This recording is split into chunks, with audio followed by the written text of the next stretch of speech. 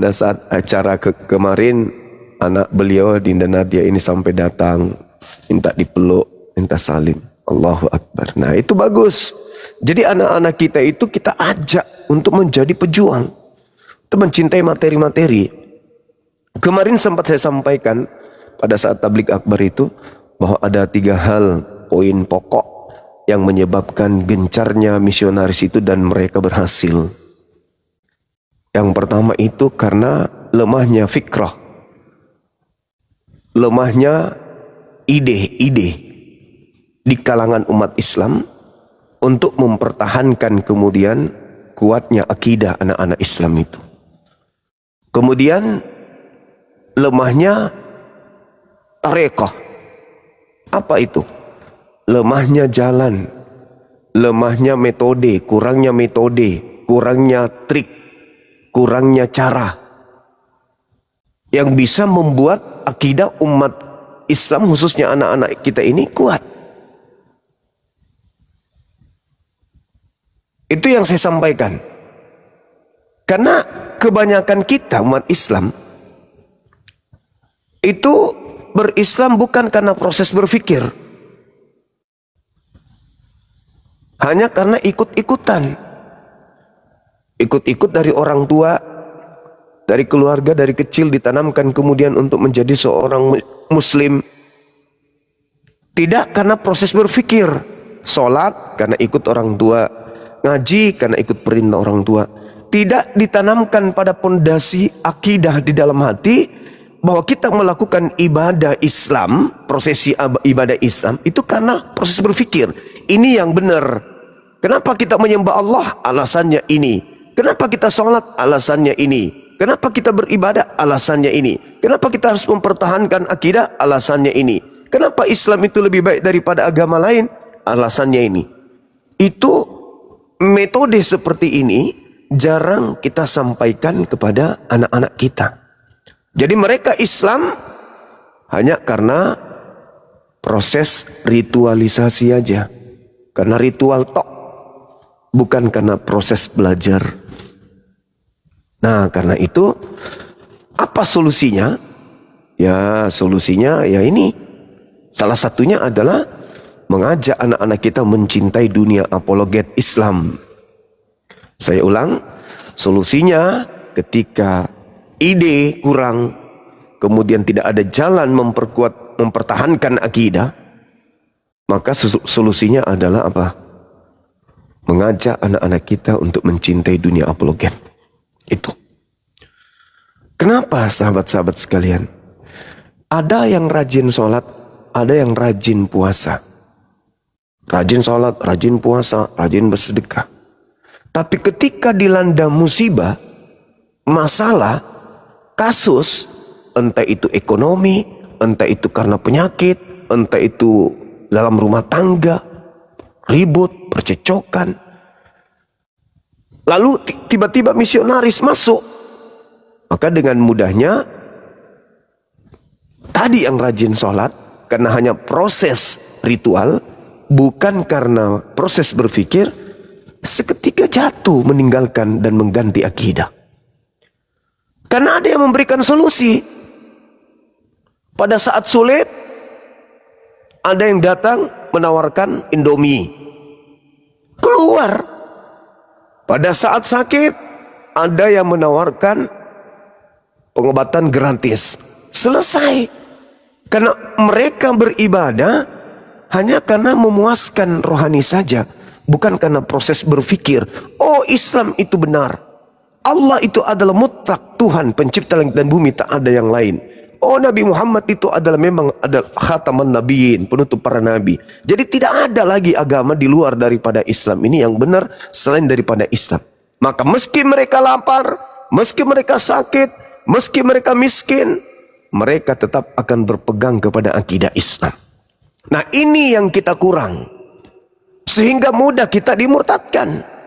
Lalu apa solusinya? Ini. Mencintai dunia apologet. Dengan mencintai dunia apologet, banyak yang menyadari dulu sholat tok, Allahu Akbar, dah selesai. Tapi begitu mendengarkan paparan-paparan daripada apologetik Islam, solatnya berbobot, akidahnya mantap. Karena mereka sudah bisa membedakan, oh ternyata saya berada pada jalan yang betul, saya sudah ada pada rel yang tepat, saya koridor yang lurus. Sehingga solatnya itu sangat bersyukur. Allahu Akbar. Terima kasih ya Rabb, aku Islam, matikan aku dalam keadaan Islam. Terima kasih. Sehingga ketika anak-anak kita itu pun mengalami kegagalan di dalam berpikir tentang Islam, kita sebagai orang tua hadir. Kami sebagai apologet hadir di tengah-tengah rumah tangga. Jadi menyimak dunia apologet seperti ini jangan hanya sekedar dijadikan sebagai hiburan tok. Jangan. Tetapi jadikan dunia apologet ini sebagai momentum yang sangat-sangat dibutuhkan oleh iman kita, teori dan praktik berpikir kita untuk menanamkan akidah yang dalam terhadap anak-anak kita. Itu saudara. Kemudian yang kedua, apa yang menyebabkan kemudian anak-anak kita itu rentan untuk dimurtadkan? Kebencian terhadap Islam. Benci. Ke Islam itu benci kali. Melihat Islam itu mereka seperti melihat santapan di atas meja makan. Tidak seperti kita melihat mereka, ya kita kasihan. Kita melihat mereka adanya rasa kasihan. Kok bisa-bisanya mereka kayak gini? Terpuruk sejauh-jauhnya, serendah-rendahnya. Kalau mereka memandang kita itu karena benci. Apa bukti kebencian? Nabi Muhammad difitnah. Oke? Islam difitnah. Mereka menggaungkan Islam teroris, Islam intoleran, Islam rasis, Islam begini, Islam begono, dan seterusnya. Dan itu bukan cuma di mulut, mereka praktekkan dalam kehidupan mereka. Mereka praktekkan. Sehingga apa yang terjadi? Sama seperti tadi malam, ada buku-buku Islam atasnamakan Islam mereka cetak, pamflet-pamflet mengatasnamakan Islam dan seterusnya yang sudah dipelintir. Mereka mengaku mu'allaf, murtadin. Mereka membuat kemudian kesaksian-kesaksian palsu, mengaku ulama, mengaku anak kiai, mengaku pemilik pesantren, mengaku, pokoknya banyak cara yang mereka praktekkan dalam kehidupan mereka untuk memuaskan rasa kebenciannya kepada umat Islam. Itu yang terjadi. Itu yang kedua. Yang ketiga, karena tidak adanya kemudian daurah khilafah.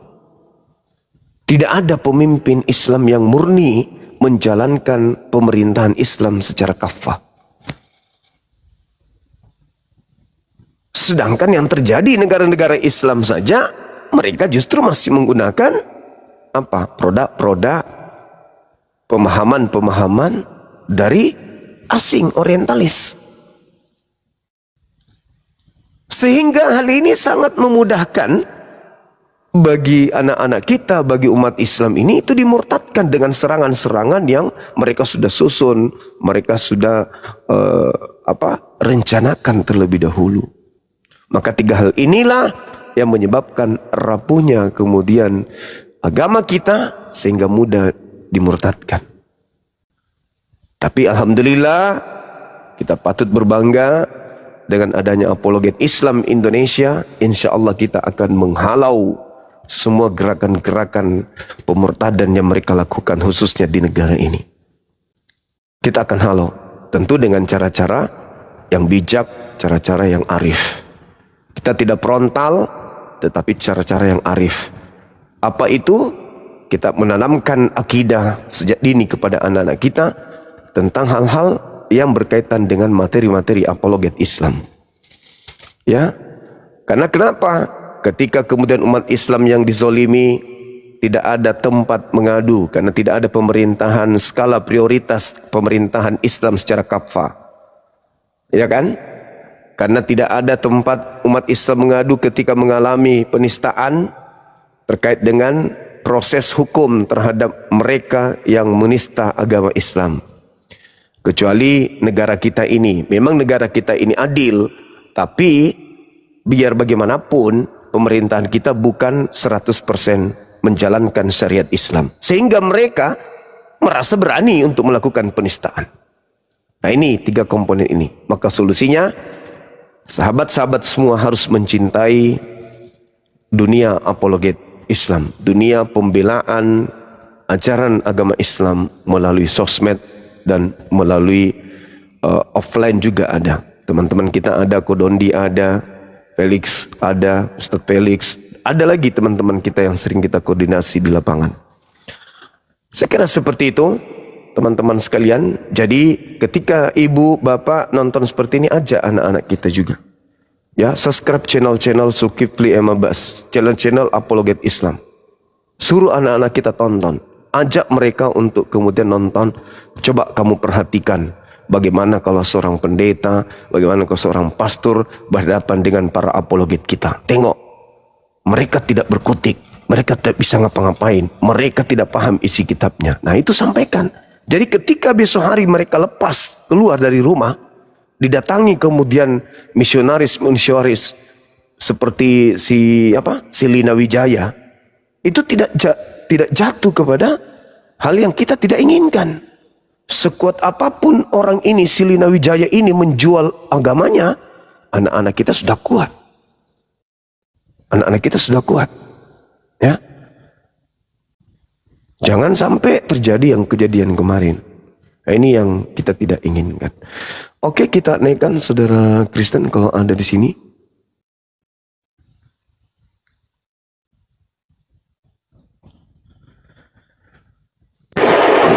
Kau kebanyakan cakap kau, boneng.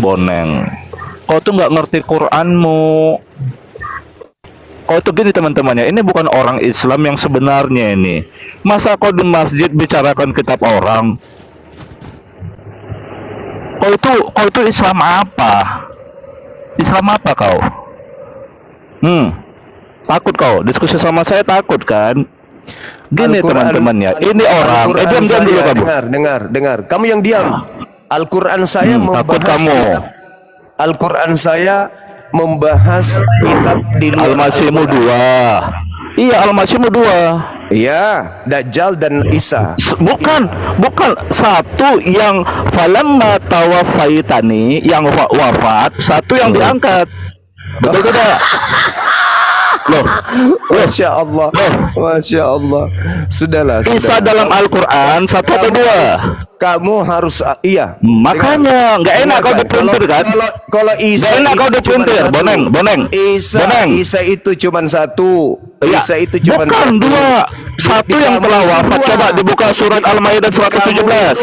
Di kamu coba itu dibuka surat Al-Maidah ayat 117. Di kamu itu yang 2. Ada yang di dibuka. Ada yang kemudian datang kepada Bani Israel. Ada yang datang di Al-Quran itu ada Isa yang telah wafat. Coba artikan ini. Falamma tawafaitani. Coba sebutkan dulu. Isa alaihi salam. Itu berbicara tentang Nabi Isa alaihi salam. Iya, dia ngomong, maka setelah engkau telah mewafatkan betul. Salam. Dengar, kamu diam. Takut si boneng. Boneng takut. Kamu diam dulu. Kamu diam dulu ya, diam. Kamu diam. Kalau kamu buka saya turunkan. Kamu diam. Jadi di dalam surah Maryam ayat 33 itu kamu baca dari ayat 30. Bagaimana Nabi Isa alaihissalam kemudian membela ibunya. Lalu kemudian setelah dia bela ibunya, dia tidak ada. Saya membacakan surat Maryam tidak ada. Takut kau boneng. Al-Maidah ayat 117 boneng. Isa ngomong. Kamu turun. Kita butuh Kristen yang agak waras sedikit. Jangan Kristen kayak dia yang gila. Nabi Isa katanya di dalam Al-Quran 2. Nah, ini kafir laknat seperti itu adanya, ya, mencari-cari supaya di dalam agamanya mirip sama seperti agama kita. Sorry, kamu aja yang dua Kristus, kita satu.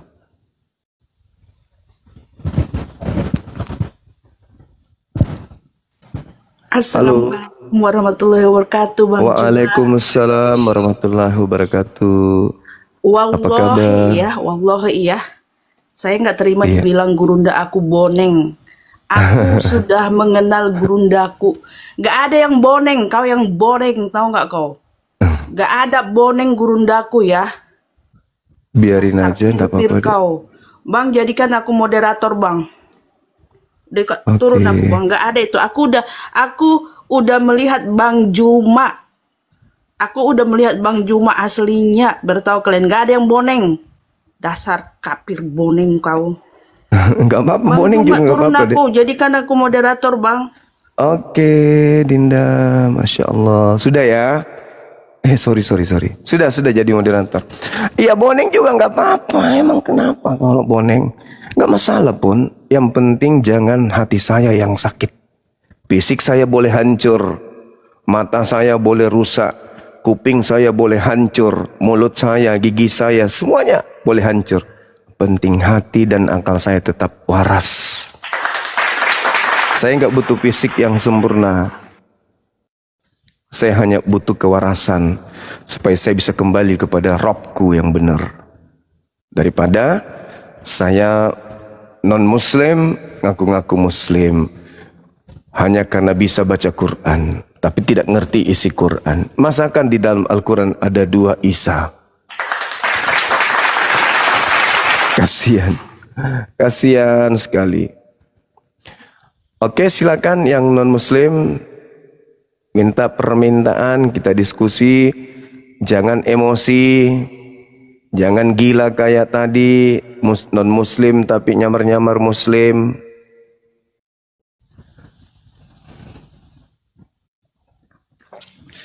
Assalamualaikum warahmatullahi wabarakatuh. Waalaikum, apa kabar Bang? Dari sekte mana? Bang Juma, aku dari sekte Muslim Bang Juma. Bang Juma bilang di Al-Quran itu tidak ada Isa itu 2. Iya kan? Iya. Terus Bang Juma itu sering kali narasi seakan-akan Yewa itu sama dengan Allah. Tunggu dulu, sekte mana? Dari sekte mana dulu? Aku Islam. Dari sekte mana? Nggak usah, orang juga tahu siapa lu. Dari sekte mana? Aku Islam loh. Aku bertanya dari sekte mana? Saya tanya dari sekte mana? Aku Islam. Aku bertanya. Dari sekte mana? Jangan bawa jurus. Itu ada 100 jangan bawa jurus gerejamu ke sini. Orang bertanya bagus loh. Coba kamu buka kameramu, bisa nggak? Buka kamera coba. Iya, buka kamera dulu dong. Mau Lusna itu ditambah menjadi 100. Kok kemudian non muslim ngaku-ngaku muslim, kan itu nggak bagus. Buka kamera dong. Pakai masker juga kalau nggak pede gigimu juga. Buka. Nggak bisa. Aku sangat sayang samamu karena kau munafikun. Udah, kau ke neraka sana. Ke neraka bersama dengan kelompokmu. Aduh, mulutmu boneng. Orang sakit hati, pingin terkenal tapi nggak laku. Maaf ye. Pingin laku tapi nggak ada yang suka. Maaf ye. Sakit hati dengan pencapaian Bang Suma. Masya Allah. Terima kasih ya Allah. Kamu menghadirkan orang-orang di sekelilingku yang hatinya sakit melihat kebenaran yang aku sampaikan. Makasih ya Allah.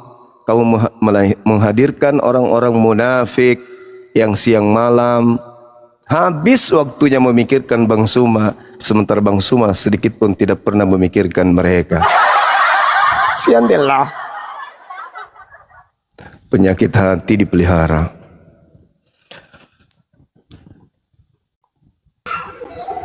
Halo. Assalamualaikum Bang Suma. Waalaikum. Dari sekte mana Bang? Enggak di sekte mana. Alhamdulillah saya dari Padang bang. Selalu Oh, dukung dari Padang. nonton Kirain bang. kayak tadi pasukan-pasukan Enggak. munafik. Alhamdulillah bang, langsung tahu orangnya dari tadi, dia ngomongin bang terus, gibahin abang terus gitu. Orang sakit hati Alhamdulillah, Bang, pingin langsung terkenal, tapi nggak ada yang suka. Gimana? Maksa kali pingin terkenal kayak Bang Zuma, tapi nggak bisa. Ceritain Bang Zuma siang malam, tapi nggak ada. Cuman mereka aja yang kelompok-kelompok sakit hati ini aja yang ngumpul-ngumpul mereka. Sakit hati Iya. dia. Kasihan. Langsung naik dia, abang langsung tahu, alhamdulillah gitu aja bang. Tahu dari aromanya bau babi, napasnya aja bau asuh. Jadi saya tahu. Emang sehat selalu bang. Alhamdulillah, Pokoknya abang live langsung tonton itu bang. Alhamdulillah. Mereka sakit hati. Sakit Ya. hati kali mereka. Andaikan dua dunia, mereka akan pindah. Tidak mau satu dunia dengan Bang Zuma karena takut pamornya kalah. Oke, saudara Lidra, thank you. Barakallah fik, sahabatku. Ya bang, makasih banyak bang, makasih. Alhamdulillah, selamat sehat terus bang. Siap. Ya, mohon nyimak di bawah aja bang. Makasih. Ya bang. Silakan saudara Nafs dari sekte mana? Sekte maksudnya kayak mana tuh, Bang? Dari Katolik apa Protestan atau Advent? Oh, saya Katolik, Bang. Katolik, Masya Allah. Iya, ini Bang yang bikin saya penasaran terhadap saudara-saudara saya Kristen terkait dengan Bible. Kalau kami di dalam Al-Quran kan jelas ketika ada larangan, kami berusaha sebisa mungkin larangan itu kami tidak lakukan. Kalau ada perintah, sebisa mungkin kami taati perintah tersebut.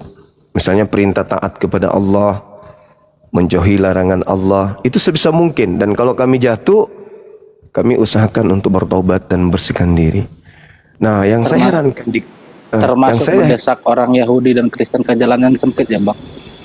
iya, kalau masa perang iya. Kalau masa perang, kalau kitabnya Yahudi bukan lagi mendesak ke Zaman pinggir. sekarang, Bang, zaman sekarang kan udah nggak perang, Bang, di Indonesia. Tapi Iya, banyak makanya tidak gereja terjadi. reperkusi gimana, Bang? Oh, nggak ada, itu fitnah. Itu Anda memfitnah negara kita. Ada berarti. di Lampung kemarin yang RT itu sudah bubarin itu ibadah itu setelah gimana, Bang? setelah diperiksa ternyata memang gerejanya tidak ada isin-isinnya. Itu fakta. Itu fakta, Bang. Kalau Kenapa laporan nggak dari dikasih izin aja, Bang? Kenapa ya dipersulit? karena gerejanya mau didirikan di tengah-tengah umat Islam sementara orang Kristennya cuma 2 ekor. Nggak memenuhi syarat. Nggak memenuhi syarat, Bang. Bang, Kebiasaan gimana? Maaf. Kita ini Gimana? manusia, Bang. Kita gak punya ekor, Bang. Kalau ngomong Domba ekor itu nggak punya monyet. ekor. Nggak punya domba, nggak punya ekor domba. Malah Yesus menyebut kalian anjing loh. Itu kan cuman perumpamaan, Bang. Abang Saya ini juga gimana, perumpamaan. Saya juga perumpamaan. Masa Anda anjing betulan? Meskipun Anda pemakan anjing kan bukan anjing beneran abang ini. Gitu aja kok Ada- repot. ada Yesus menyebut kalian anjing, Bang. Yesus menyebut Di kalian ayat anjing. mana? Bahkan Yesus menyebut kalian itu sebagai serigala. Gitu loh. Di ayat mana? Oke. Ayo. Di dalam Matius 7. Sebentar. Waspadalah. Matius 7 nomor 15. Sebentar, saya Nggak buka. nggak paham Bible, nggak paham. Dia bukan Matius nggak paham. 7. Bukan Kenapa nggak paham, tahu? Bang. Udah disebut kayak gitu masa nggak tahu? Ini saya Matius buka 7. dulu. Nggak Nah, tahu saya buka berarti. ya. Berarti nggak tahu. Saya buka ya. Silakan. Ayat berapa, Bang? 15 Saya buka. sampai data 23 ya, silakan. Itu nasihat Yesus. hal pengajaran yang sesat, Bang. Di sini judulnya. Yes. Iya betul. Oke. Benar itu. Oke. Ya, Yesus baca ya. berpesan kepada Bani Israel, muridnya, agar waspada kepada non-Israel Terhadap yang datang nabi-nabi nyamar-nyamar palsu. domba. Ya betul. Terhadap betul. nabi-nabi palsu, Bang. Benar sekali. Yang datang kepada murid Yesus. Dengan Bani menyamar Israel. seperti domba. Menyamar domba, menyamar Bani Israel. Bani Israel itu domba. Tidak ada Iya Di dong. sini nggak ada, di sini dibilang Bani Hei Israel saudara, domba, Bang. yang digelari domba itu hanya Bani Israel. Dalam Yeremia 50 nomor 17, yang digelari domba itu hanya Bani Yakub. Bentar kita buka Bang, kita buka Yeremia berapa? Buka, saya ajarin Bibel. Yeremia 50. Iya. Yeremia berapa? 50 nomor 17. Bentar Bang ya. Iya. Kita diskusi santai ya Bang ya. Iya, santai lagi, kan saya guru.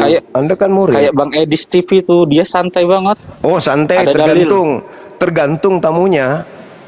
Tergantung tamunya. Kalau tamunya sopan, kita layani sopan. Tapi kalau tamunya kebinatangan, kita layani. Selayaknya kita berbicara dengan binatang, kan gitu. Yeremia berapa Bang? Kristen udah ngambil kitabnya orang, nggak paham lagi. Yeremia 50 nomor 17. Ya. Bani Yakub itu, Israel itu seperti domba. Bani Israel domba. Di luar Yeremia 50 ayat berapa Bang? Udah, Anda turun. Anda pura-pura Lu takut Dibawa aja, ya, dibawa. Gimana? Dibawa. Kalau mau belajar dibawa, jangan di atas di sini. Ini diskusi, masa sampai 4 kali 5 kali ditanyain.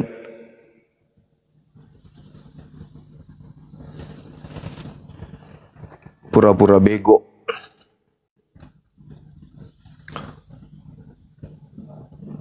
Pura-pura blow on. Jadi teman-teman, sekali lagi saya katakan ya, yang digelari domba itu hanya Bani Israel. Jadi kalau Anda bukan Bani Israel ngaku domba, berarti Anda serigala. Gitu.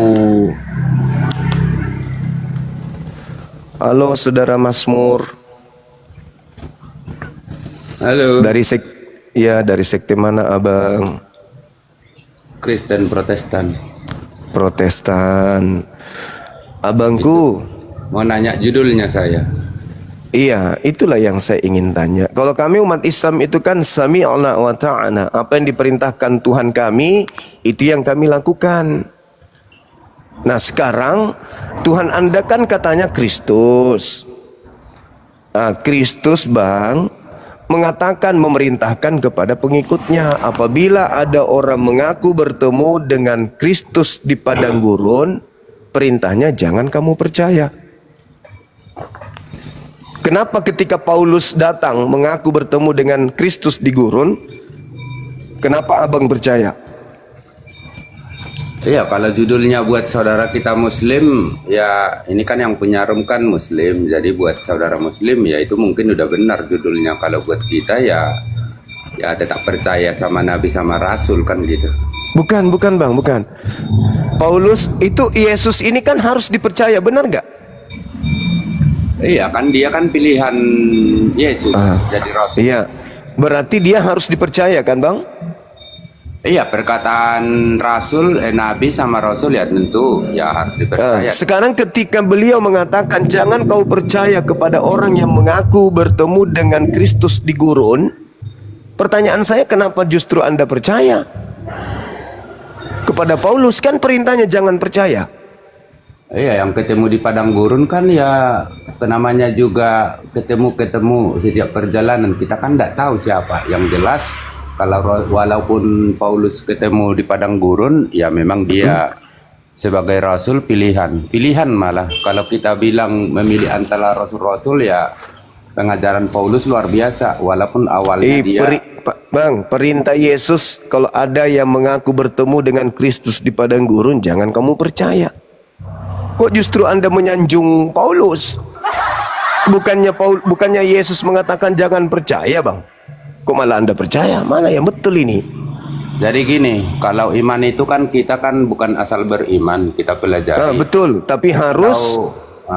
Kalau Paulus ini kan nggak ada yang ditutupi. Dari tadinya antikristus, membunuh pengikut Kristus. Perintah Yesusnya apa Bang? Percaya ndak? Atau jangan percaya ketika ada orang yang mengaku bertemu dengan Kristus di gurun? Apa perintah Yesusnya? Percaya atau jangan percaya? Ya perintah Yesus kita semua percaya, tapi kan khusus untuk Paulus itu kita lihat perjalanan hidupnya. Kenapa jadi kayak gitu? Berarti Anda tidak taat kepada Yesus Bang. Memang Anda ini benar-benar serigala berarti. Nyamar-nyamar pengikut Yesus. tetapi Anda ingin merusak ajaran Yesus. Anda nyamar berarti. Ini Kan gitu. Cuma kan harus saya akui banyak hafalaya Alkitab. Mungkin lebih. Bukan masalah hafal saja. Ini perintah Yesus, Bang. Kalau Anda tidak mendengarkan perintah Yesus, habis itu Anda ngaku-ngaku pengikutnya, berarti Anda hanya ingin merusak ajaran Yesus dari dalam. Karena Yesus mengatakan jangan percaya. Kenapa Anda percaya? Iya, perkataan Yesus kan udah saya iakan. Yang jadi pertanyaan saya, cuma kan banyak tahu tentang isi Alkitab. Jadi maksudnya gini, coba dicari pengajaran Paulus yang enggak penukasi atau pengajaran yang sesat atau yang jelek lah kita bilang. Abang, bagaimana ceritanya seorang penyesat mau memperlihatkan ajaran yang tidak baik? Tidak akan ada orang yang disesatkan kalau begitu. Penyesat ini harus menampilkan ajaran yang baik menurut pandangan Kristen, menurut pandangan pengikutnya. Tapi pandangan Tuhan pasti tidak baik. Contoh, ajaran tidak bersunat. Itu kan bertentangan dengan Tuhan itu, Bang. Menurut yang disesatkan oleh penyesat, apa yang diajarkan oleh yang menyesatkan pasti baik.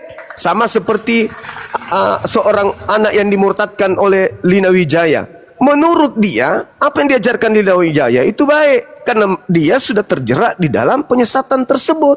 Tapi ketika dia sadar, dia akan keluar dari penyesatan itu.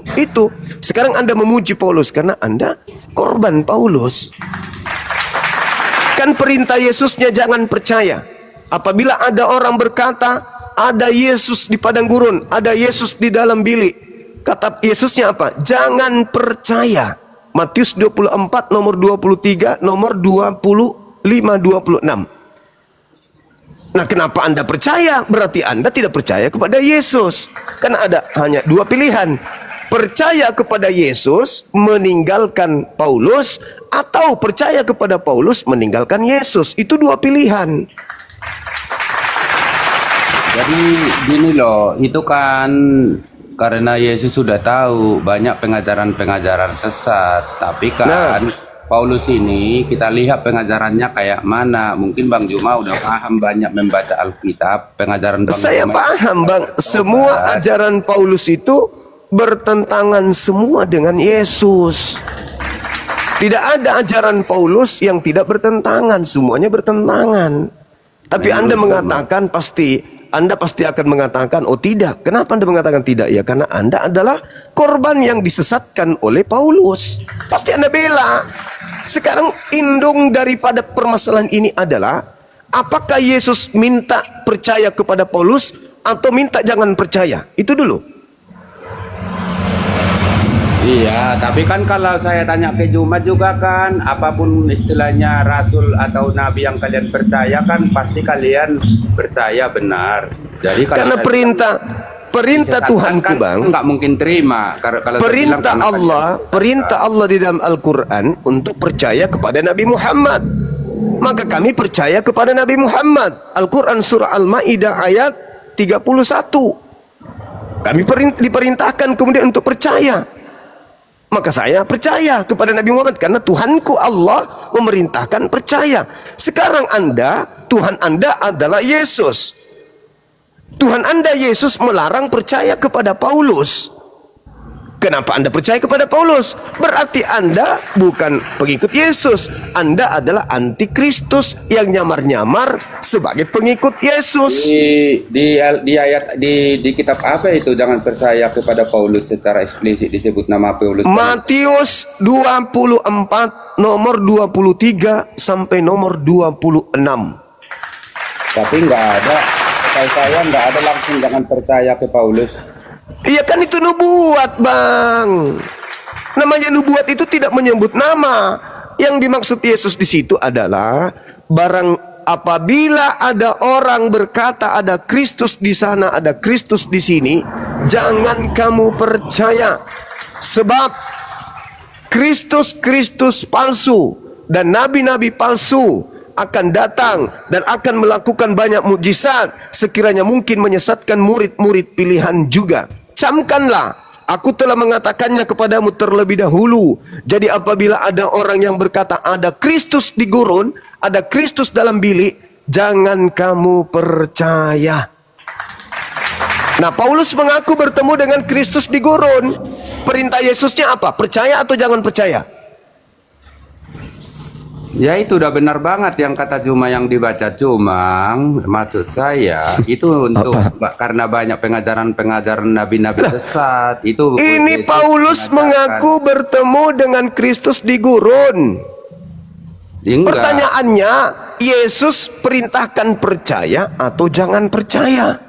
Tadi kan Bang Juma bilang langsung sebut nama Paulus, enggak ada di situ. Kalau Paulus Yang langsung- mengaku, oke, bukan Paulus. Oke, kalau bukan Paulus, yang pernah mengaku bertemu dengan Kristus di padang gurun siapa menurut abang? yang jelas secara eksplisit Yesus ketemu di perjalanan ke Damsik, ketemu Nah, Yesus. berarti perintah Yesusnya apa bang? Percaya atau jangan percaya? Iya kan bukan disebut Paulus. Kalau Paulus ini kan pengajarannya. Tapi kalau ada orang yang bertemu dengan aku di padang gurun, percaya atau jangan percaya? Ya memang jangan percaya tersebut. Iya, jangan Tapi kan percaya. Berarti nabi-nabi palsu. berarti Anda sudah mengakui jangan percaya kepada Paulus. Makanya kita nggak semua percaya ke nabi-nabi palsu juga. Kita kan istilahnya kalau namanya namanya apa Rasul Paulus itu memang pilihan. Dari Jadi perintahnya Bang, jangan percaya. Kok jadi pilihan? Memang kalau membahas Yesus, jadi jangankan Paulus ditolak banyak orang. Jadi tertulis kok di Alkitab semua. Jadi Paulus ini nih kerasulannya diragukan. Anda ini ngomong apa? Anda ngomong apa? Dulu narasi Juma. Memang Paulus Anda ini ngomong apa? tertulis. Anda ngomong Tulis. apa? Yesusnya Iya, ini- berpesan apa? Enggak, Itu dulu Anda selesaikan dulu. Apakah ngomong. Yesus? Salah ngomong tadi. Apakah Jadi, Yesus? si Rasul Silakan. Paulus ini saya ikuti narasi Juma. Ya memang dia diragukan kerasulannya, malah Oh digugat iya dong, aja. bukan diragukan lagi. Yesus mengatakan jangan percaya, ya jangan percaya. Enggak, Selesai buat kan? orang-orang Yahudi juga kok meragukan, malah dia ya intinya Lah kan kalau perintah Rasul Yesusnya Paulus- jangan percaya, abangku. Nah, jadi kita harus Yesus jujur. mengajarkan jangan Jadi, percaya, ya jangan percaya. Maksudnya jangan jadi Kristen. Sederhana kok itu. kalau, Kata Yesusnya. Kalau bahasa sekarang itu banyak yang menolak lah kerasulannya, malah diragukan tadinya di Israel. Seluruh murid-murid Yesus menolak. Sampai hari ini orang Yahudi menolak kerasulan Paulus. Tapi kan Hanya orang- kalau kita lihat hanya orang dalam Roma yang pengajarannya percaya. kan Rasul Paulus itu rasul pilihan gitu loh, sama aja. Siapa Yesus yang juga pilih? kan Siapa ditolak. yang pilih, abangku? Siapa yang pilih? Siapa yang Yesus pilih? ketemu langsung di Damsik kok, perjalanan ke Damsik. Itulah yang Yesus sampaikan. Kalau ada yang mengaku bertemu aku di padang gurun, jangan kau percaya. Kok kitab Anda bantah? Kok ajaran Yesus Anda bantah? Pesan Yesus Anda bantah? Kenapa demikian? Karena Anda itu adalah antikristus. Anda serigala. Ngaku-ngaku murid Yesus, tapi tidak mendengarkan Yesus. Anda serigala, nyamar-nyamar domba. Padahal Anda itu sebenarnya bukan murid Jadi Yesus Anda ini. kalau kita berbicara tentang Paulus ini nggak ada yang ditutupi Bang Juma. Awalnya dia yang anti Nggak Kristus. urus itu bang, nggak Iya, urus. jadi nggak ada yang ditutupi. Mau Paulus Jadi, itu jadi kalau Memang Anda kalau tidak kita tutup-tutupi. berbicara firman Tuhan harus nggak ada yang ditutupi. Kali kan Oke, saya kalau bilang begitu, tolong sampaikan kepada saya ajaran Paulus ketika dia berusia 20 tahun sampai usia meninggal. Apa saja ajarannya? ya itu aja lihat pengajaran dia. Katanya nggak ada yang ditutup-tutupi, Baca. gimana sih? Ya memang kan nggak ada yang ditutupi, maksud saya Ya, awalnya. makanya saya bertanya, apa Awalnya ajaran Paulus ini, usia 20 tahun sampai dia meninggal? kalau kita bahas tuntas nanti mulai dari Roma semua yang dituliskan. Roma lagi. Nah, Jangan maksud loloskan Roma dulu, abangku. Korintus, kalau kita bahas tuntas, Yesusnya nggak bakal dulu, selesai. Bang. Yesusnya Maksud dulu, saya, Bang. Perintahnya kepribadian jangan Paulus percaya. dulu. Jujur kan kita berbicara, kepribadian Paulus tuh awalnya antikristus. Bukan masalah itu, abangku. Yesus berkata jangan percaya, Bang. Alamak. Iya, tapi kan nggak terus? disebut namanya. Nggak Tapi disebut kalau namanya. ada orang mengaku bertemu di padang gurun, percaya atau jangan percaya? Ada lagi yang ketemu di padang gurun banyak itu. Inilah yang saya katakan, Kristen ini adalah serigala. Kalian itu bukan pengikut Yesus. Makanya nanti pada saat kalian ketemu Yesus, kalian diusir. Apa kata Yesus kepada Kristen nanti? Enyahlah daripadaku, kalian semua adalah pembuat kejahatan. Aku tidak mengenal kalian, Kristen. Itu. Nah, itu udah benar buat nabi-nabi palsu, buat Ya iya Kristen, karena pengikut Paulus lah yang memanggil Yesus Tuhan, bernubuat, mengusir setan, bermujizat pakai nama Yesus, hanya Kristen. Kenapa Kristen melakukan itu? Karena percaya kepada si penyesat Paulus. Gitu bang. Itu dalil bang. Yesusnya mengatakan jangan percaya. Kalau kau percaya kau akan disesatkan. Nah inilah Anda disesatkan. Oke? Anda sudah paham di situ? Udah masuk bang di kepala, udah masuk. Oh ternyata saya salah jalan selama ini. Perintah Yesusnya ternyata jangan percaya kepada Paulus. Kok saya jadi percaya? Jadilah saya Kristen. Apa yang dibilang sama Juma nggak ada yang saya sangkal, hanya satu tadi doang untuk Paulus. Apa itu bang? Nama itu kan jelas tidak disebut nama. Abangku, abangku kalau hanya doang. Apa yang dibilang Juma itu kan saya nggak sangkal. Saudara, jadi memang Paulus ini memang ya pilihan, tapi memang awalnya dia itu antikristus, pembunuh. Saudara, Anda kan punya logika akal nih. Kalau Anda dipesan, saudaraku Mazmur, kalau kau bertemu di TikTok ada anak laki-laki tampan, ya, bermasker, matanya sipit, pintar, cerdas, ganteng dan seterusnya, jangan kau percaya sama dia. Itu menurut saudara, ketika Anda bertemu dengan Bang Suma, Anda percaya nggak Bang Suma setelah ada nasihat seperti tadi? Kan di luar Juma Muslim yang naik-naik sama yang upload ada yang pakai masker. Siapa dulu? Ya, tapi kan mereka tidak ganteng, cuman Bang Suma yang ganteng. Gimana sih?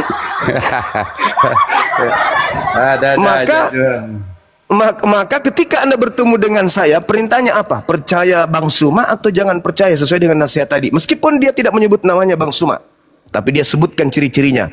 Ganteng, giginya boneng, tingginya 179 km, bahunya lebarnya 3 liter dan seterusnya, pakai masker, matanya sipit, tinggal di Makassar. Ketika Anda bertemu dengan saya yang memenuhi syarat itu, meskipun nama saya tidak disebutkan, Anda percaya nggak kepada Bang Suma?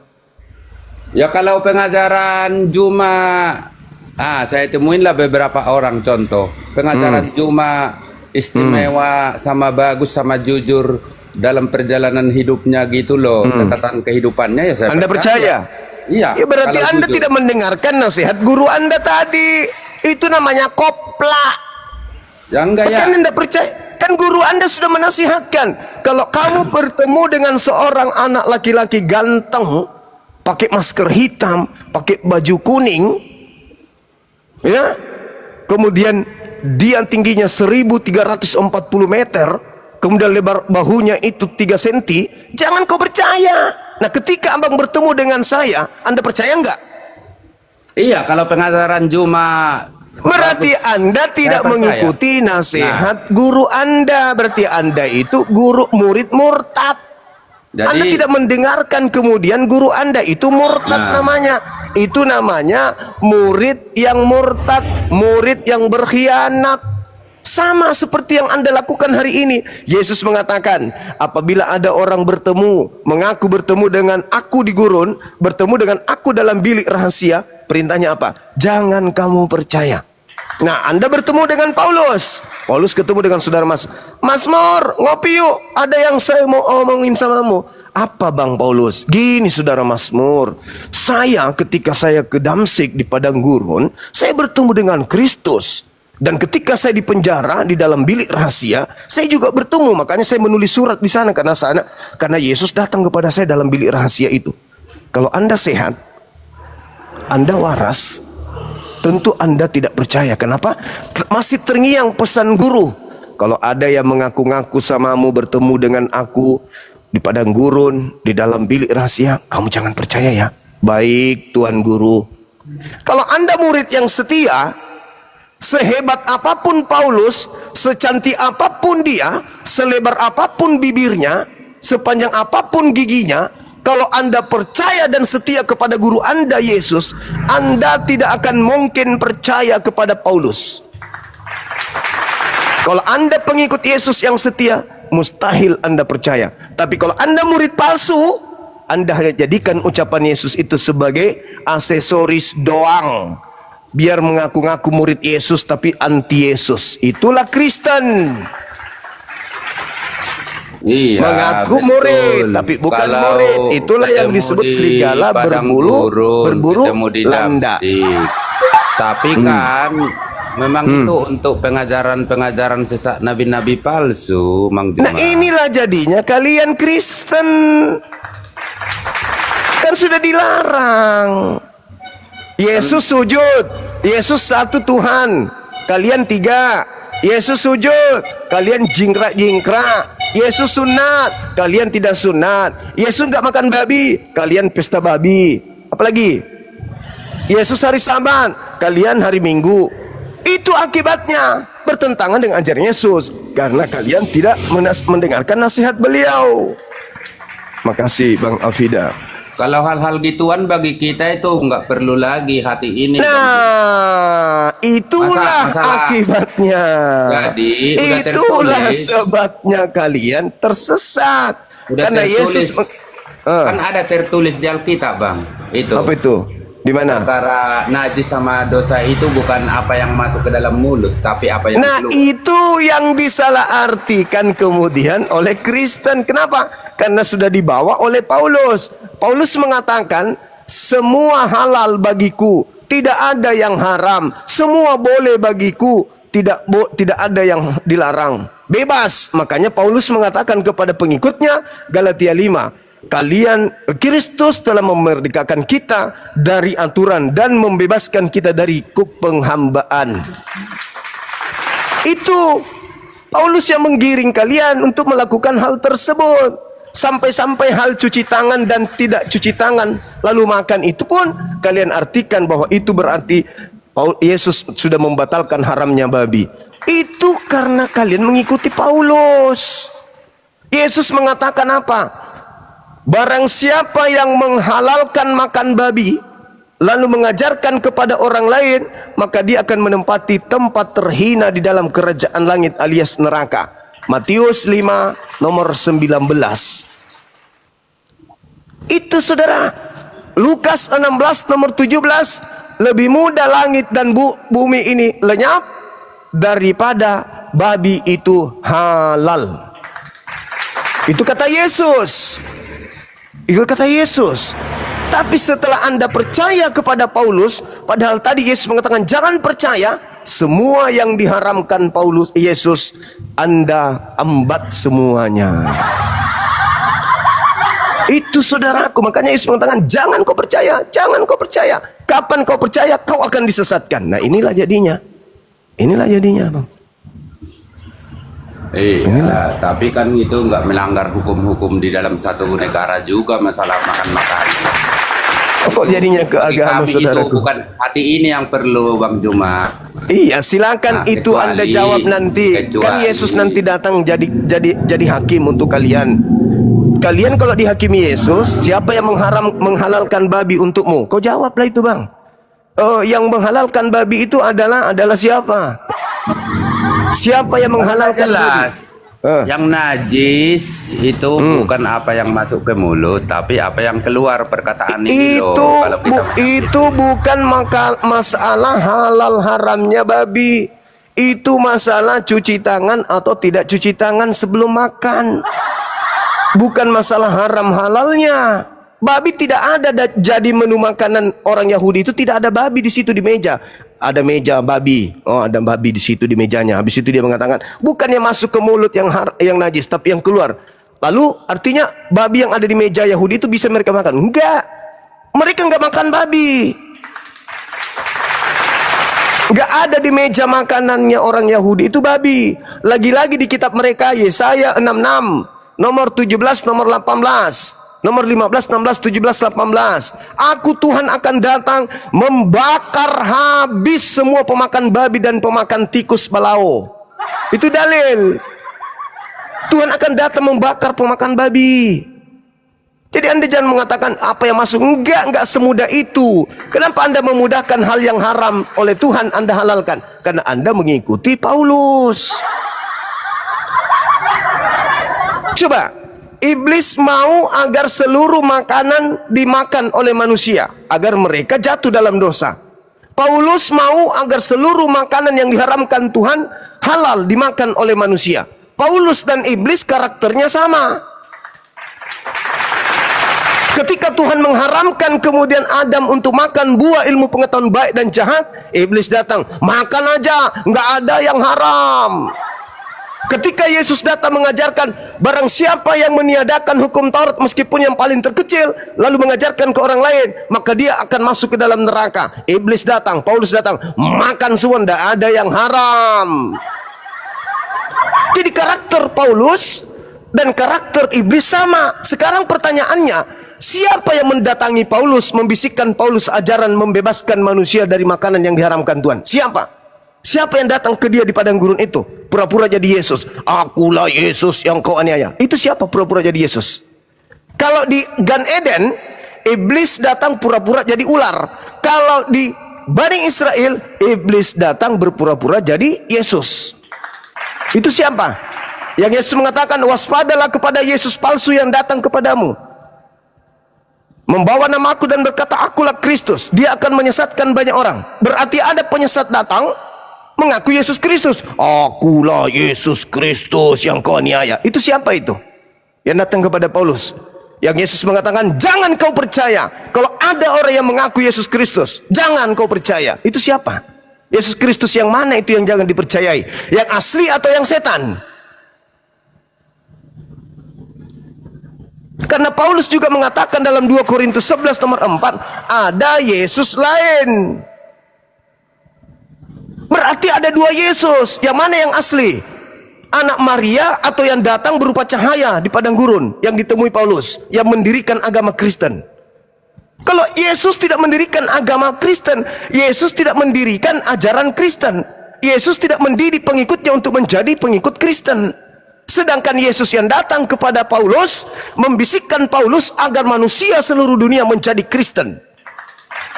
Yesus asli tidak mengajarkan Kristen. Ada dua Yesus berarti kata Juma. Nah, jadi kata Paulus, kata Paulus bukan kata saya aja, tapi kata Paulus juga.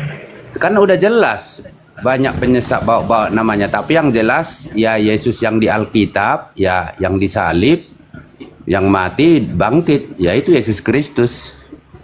Iyalah, memang itu Yesus Kristus yang keluar dari kubur. Tapi apakah dia anak Maria? Itulah yang Yesus sampaikan ke muridnya sebelum penyaliban. Jika ada yang mengaku bertemu Kristus, jangan kau percaya. Itu Kristus palsu, itu bukan saya. Ya, yang dikuburkan, yang disalib dan dikuburkan sama bangkit, ya tentu Yesus Kristus juru selamat dong. Ya kata kan? siapa? Kata siapa? Murid-murid asli saja ragu kalau itu gurunya. Baca, yuk. Baca dalilnya bang. Matius 28 nomor 15, 16, 17, 18. Murid-murid Yesus ragu kalau itu adalah guru mereka. Berarti Juma nggak sengaja menyembunyikan ayatnya setelah Yesus bangkit dari kubur, kan berarti Juma menyembunyikan ayatnya, dia masih di dunia sebelum dia. Saya tidak menyembunyikan ayat, justru saya menunjukkan ayat Matius 28 data 16, 17, 18. Murid-murid ragu kalau itu gurunya. Kan dia ketemu ke murid-muridnya sebelum naik ke surga. Iya, tapi kan mereka ragu. Bahkan mereka menganggap gurunya itu yang muncul itu hantu. Lukas 24 nomor 37. Mereka ketakutan sebab mengira melihat hantu. Apa yang dibilang Juma benar, tapi lihat ayat lainnya kayak ke Filipus tuh. Murid-muridnya mengira yang dia lihat ini hantu. Udah selesai perkara kita. Itu hal wajar, namanya udah mati kok bisa bangkit, baru di situ berpikir. Berarti Yesus tidak mengajarkan kepada muridnya kalau dia akan bangkit. Karena mereka kaget, takut, mengira melihat hantu. Kalau sejarah, Bang Juma, bukan kayak gitu. Sejarah itu dicatatkan, kita ngomong-ngomong kayak sekarang. Sekarang Sekarang Misalkan Prabowo tunjukkan. jadi presiden dicatat berapa kali mencalonkan, bukan dia yang nuliskan Bang Juma. Sekarang Harus orang tolong Anda lain. tunjukkan. Tolong Anda tunjukkan di mana Yesus memberi pesan kepada muridnya bahwa dia akan bangkit pada hari ketiga. Silakan. Aku Yesus akan bangkit. Tolong Tadi tunjukkan kan- dalilnya. Tadi kan Paling udah dia saya mengatakan, bilang. paling dia mengatakan anak manusia, anak manusia. Memang Yudas bukan anak manusia? Oke, saudaraku, ya, jadi jelas perintah Yesusnya, jangan kamu percaya kepada Paulus yang mengaku bertemu dengan Kristus di gurun, mengaku bertemu dengan Kristus di dalam bilik rahasia. Itu perintahnya. Kalau Anda percaya kepada Kristus, tunggu aja kedatangan Yesus yang kedua, Anda akan diusir. Saya kira begitu Iya, sementara jadi Saudara Mazmur. Bang Juma itu nggak terima Alkitab itu semuanya karena ya boleh dibilang pemuka agama Islam juga udah dianggap Bukan, udah Saudara. wajar. Tapi Adinda, kalau Adinda, orang udah baca ada Alkitab host saya di bawah, benar-benar naik dulu dong, saya mau nggak ada ibadah. lagi yang lebih sempurna dari Alkitab itu Bang Juma. Cuma saya tetap menghargai, namanya kita beda iman. Saya akui Adinda saya juga di bawah, boleh dong? Anda ngerti banyak tentang Alkitab, tapi karena memang belum menerima, ya memang harus begitu. Namanya Lah iman. Bang itu Juma. bagaimana saya mau nerima, Bang? Yesus mengatakan, jangan kamu percaya bila ada orang mengaku bertemu dengan Kristus di padang gurun. Saya orang waras. jadi Yesus gini. memberi perintah. Ya saya Jadi gini, tidak Bang dengar, Juma. Bang. Jadi gini Bang Juma, Silakan. seandainya juga saya bertanya terus baca-baca kita Quran atau hadis. Kalau misalkan saya ngambil anu sendiri, pasti rancau pikiran saya kayak mana gitu loh. Tapi kan ya kalian pasti juga menjelaskan kayak gini namanya iman. Saudaraku. Nah, kira-kira begitu. Pasti Saudara. kalau kita begitu kita baca kayak berbohong dalam Saudara. tiga hal. Mana kalau ketemu orang Saudara. Yahudi, orang anu gitu digeser dan Lemah, ke jalan lemah. sempit. Kita Lemah, kan udah lemah, pusing lemah. mikirin itu. Pasti Lemah, pusing lemah, mikirin lemah. itu. Pusing Lemah, dong. Bang, lemah. Enggak pusing saya. Saya bisa menjelaskan itu. Nah, itu dia yang Ayat saya bilang. ayat yang Anda bawa itu ayat pada saat itu, karena pada saat itu perang telah berkecamuk. Itu sedang perang. Anda bawa Iya. surah At-Taubah, itu perang saat itu, Bang. Bukan untuk saat sekarang. 3 bohong. Di Islam itu malah dilarang berbohong, nggak boleh. Kecuali dalam keadaan 3 tadi. 3 keadaan tadi. Menyenangkan hati istri, mendamaikan orang yang berseteru, mengamankan diri, menyelamatkan diri pada saat perang. Jadi Boleh. saya tanya dulu, dalam 3 hal ini, contohnya salah satunya apa tadi? Ayo Menyenangkan hati Adinda istri hostku. dalam berperang. Hostku, silakan Satunya apa? naik. Mendamaikan orang yang lagi berseteru supaya mereka tidak saling bunuh-bunuhan. Nah, yang pertanyaan saya, tentu itu menyenangkan hati istri sama mereka jadi damai yang berseteru. Oke. Saya tanya ke Oke. Bang Juma, Oke. kalau udah berbohong, itu dosa Ya. enggak? Bohong itu dosa, jelas. Itu jelas dosa. Upah Tetapi dosa, dalam dosa. upah Itu dosa apa? Upah dosa adalah neraka. Maut, Oke. mati gitulah. Iya. Nah sekarang di Islam itu dilarang berbohong. Kecuali darurat 3 hal tadi. Apa itu? Ketika istri kita mau senangkan hatinya karena ada kasus masalah dengan kita. Ada masalah dalam rumah tangga yang bisa kemudian membuat perpecahan. Maka apa yang kita lakukan? Mendamaikan. Dengan cara apa? Membuat hati istri itu senang. Dan ini dilakukan semua oleh orang Kristen. Orang Kristen itu dilarang berpisah dengan istrinya. Jadi apapun yang terjadi, bohong adalah solusi supaya tidak cerai.